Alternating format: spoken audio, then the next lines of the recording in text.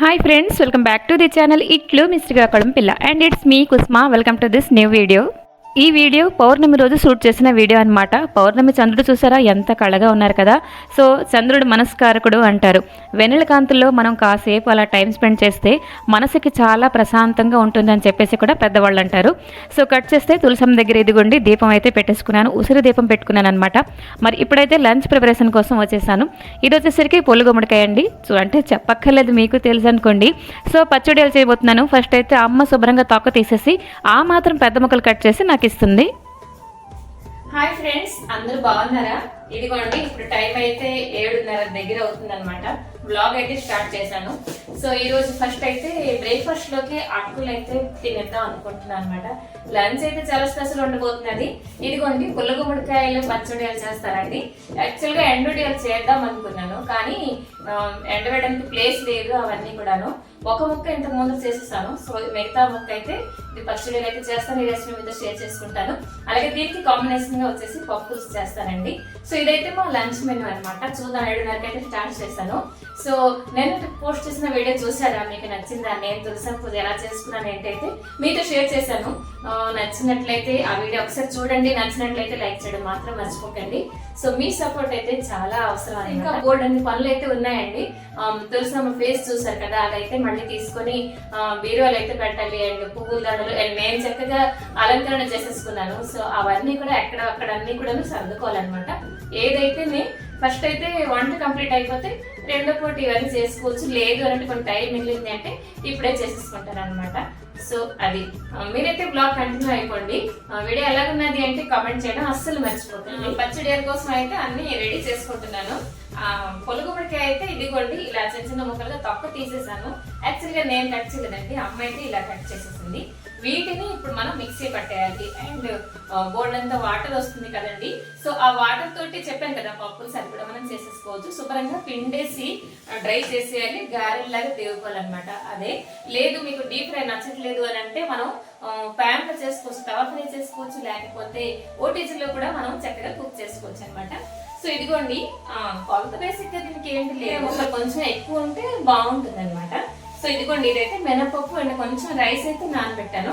దీనికి చాలా టైట్ గా అంటే రుబ్బుకోవాలి. వెట్ గ్రైండర్ లో వేయట్లేదండి, నార్మల్ గా మిక్సీ జార్ లోనే రుబ్బేస్తాను.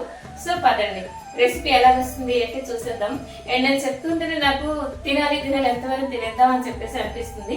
అండ్ దీంట్లో మనం కొంచెం హింగు యాడ్ చేసుకుంటాం. And chilli powder, salt according to our taste అనమాట.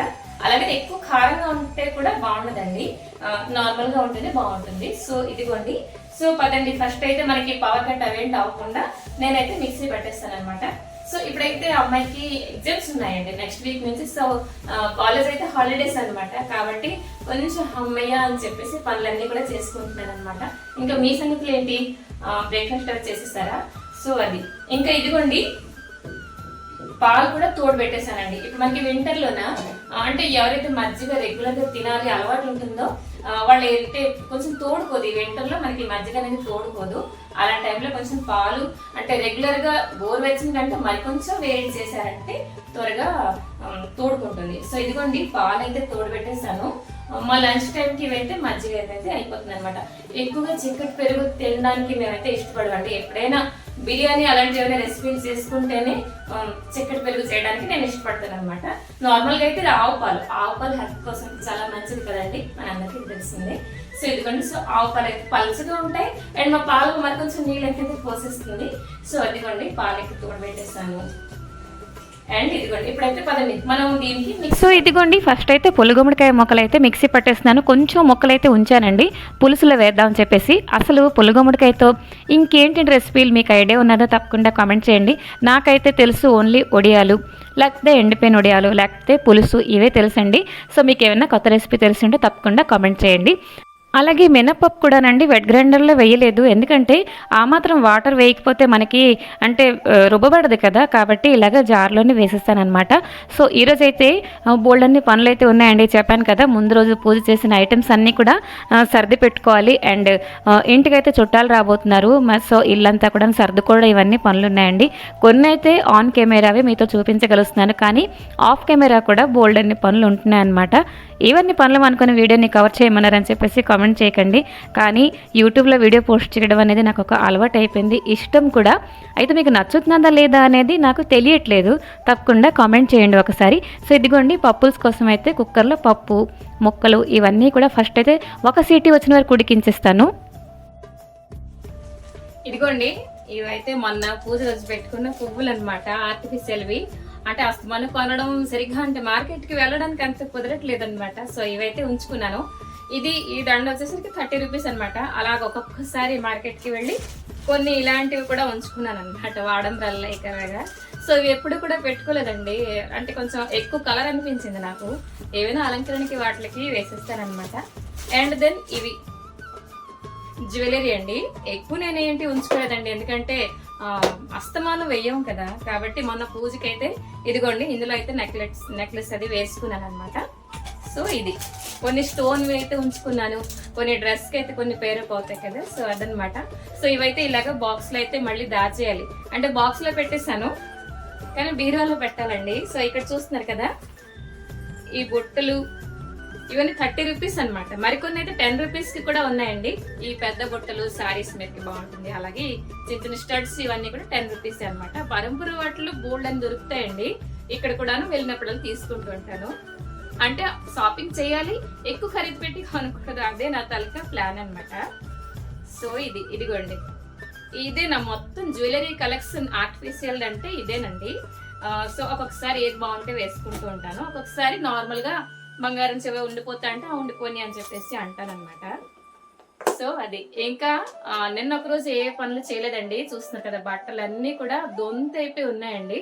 అవన్నీ కొన్ని ఐరన్ చేయాలి, కొన్ని సర్దుకోవాలి. అంటే ఎలాగంటే అలా ఊరుతున్నాయి అనుకుంటాను పనులు. సో ఇదిగోండి ఆ పని అయిపోయిన తర్వాత వచ్చేసాను పప్పుల్స్ చేయడానికి. మా ఇంట్లో కొంచెం పల్చగా ఉంటేనే తింటారు. లైక్ ఎలాగంటే కొంతమంది అయితే చిక్కగా తినడానికి ఇష్టపడతారు. ఇదేంటంటే రైస్లో కలుపుకుంటాం కాబట్టి ఆ మాత్రం వాటరీగా ఉంచాను అనమాట. సో చూస్తున్నారు కదా కడాయిలో వేసుకున్నాను తాలింపు, కొంచెం పసుపు అండ్ చింతపండు పులుసు కూడా వేసుకొని కుక్కర్లో ఉడికించిన వస్తువులన్నీ కూడా వేసేసాను అనమాట. లాస్ట్లో అంటే చింతపండు పులుసులో వేసినప్పుడు బెండకాయ ముక్కలు వేరేగా వేసానండి. సో పప్పుల్స్ ఉడికిపోతున్నది, తర్వాత దింపేద్దాం. ఇప్పుడైతే పచ్చడియాలు, ఆనపకాయ కాదు పుల్ల గుమ్మడికాయ చూస్తున్నారు కదా, అక్కడైతే అంటే మిక్సీ పట్టేసి పక్కన పెట్టాను. అండ్ ఇక్కడైతే మినపప్పు చూస్తున్నారు కదా, అంటే స్పూన్తో కొంచెం కొంచెం వాటర్ లాగా యాడ్ చేసుకుంటే ఈ మాత్రం టైట్గా అయితే రుబ్బగలిసాను. పూర్వం అయితే మా అమ్మ రుబ్బులలో రుబ్బేదండి, చాలా టేస్టీగా కూడా వచ్చేది. ఇప్పుడు ఆ రుచే లేదండి చెప్పడానికి వెళ్తే.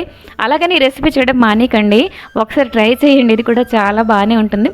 అంటే మనం పూర్వం రోజులకి ఇప్పటికీ కంపేర్ చేసుకుంటే చేతి మహిమ అనుకోవచ్చు, వస్తువుల మహిమ కూడా అనుకోవచ్చు. సో అదనమాట. ఈ బ్యాటర్లో వేసాను కొంచెం హింగువ, సాల్ట్, అలాగే కొంచెం చిల్లీ పౌడర్ వేసాను అనమాట. ఇదిగోండి డీప్ ఫ్రై అయితే చేసుకుంటున్నాను.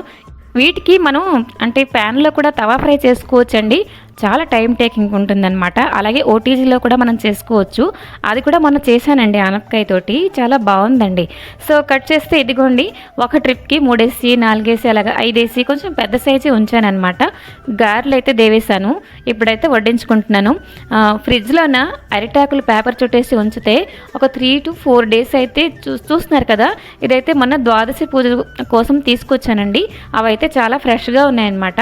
ఇదిగోండి ఫస్ట్ అయితే వడ్డించేసుకుంటున్నాను. ఇవాళ మా మెనూ వస్తే ఫుల్ సౌత్ ఇండియన్ థాళీ అని చెప్పొచ్చు అనమాట. అండ్ అరిటాకుల భోజనం అంటే నాకు ఎందుకో చాలా ఇష్టం అండి, నాకే కాదు మా ఇంట్లో అందరికీ కూడా. అలా వేడి అన్నట్లోని ఇదే కనుక మన హోటల్స్లో ఆర్డర్ పెడితే అలసిపోయి ఉంటాం, అంత తినడానికి ఇంట్రెస్ట్ చూపించాం అనమాట. ఇంట్లో ప్రశాంతంగా కింద మటం వేసుకొని కూర్చుంటే అంటే ఆ ఆనందమే వేరని చెప్పొచ్చు అనమాట. లంచ్ తర్వాత మరి ఏంటి కొంచెం వీడియో షూట్ చేయలేదు, ఇంట్లోనే చిన్న చిన్న పనులు అయితే చేసుకున్నాను. ఈవినింగ్ అయితే నందీశ్వరుడికి ఊరేగించారండి, అదైతే చిన్న క్లిప్ అయితే నేను యాడ్ చేశాను, చూసి మనస్ఫూర్తిగా దండం పెట్టుకోండి. ప్రతి సంవత్సరం కార్తీక పౌర్ణమి నాడు ఇలాగ నందీశ్వరుడికి అలంకరణ ఇవన్నీ చేసేసి ఊరేగిస్తారనమాట. సో సరేనండి, ఈ చిన్న బ్లాగ్ నచ్చిందా? లైక్ చేసి కామెంట్ చేయండి, సబ్స్క్రైబ్ చేసుకోవడం అస్సలు మర్చిపోకండి. నచ్చకపోయినా లైక్ చేయండి. మరొక మంచి వీడియోతో మేము ముందరికి వస్తాను. Till then take care and bye bye.